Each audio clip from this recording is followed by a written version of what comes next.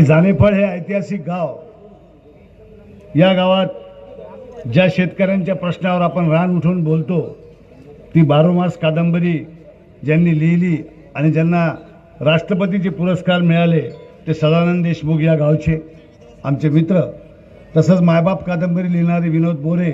ज्यांनी आईवडिलांसाठी चांगला संदेश दिला, ते पण उपस्थित आहे. मंचकावर आदरणीय वासनिक साहेब आजच्या या प्रमुख सभेसाठी उपस्थित झालेले, कार्यक्रमाचे अध्यक्ष गजानन तात्या कृपाळ, त्याचप्रमाणे उमेदवार सिद्धार्थजी खरात, नरूभाऊ खेडेकर, ॲडव्होकेट आनंदराव वानखेडे, लक्ष्मणरावजी घुमरे, संजयजी राठोड, विजयजी अंबोरे, या मंचकावरील उपस्थित सर्व मान्यवर,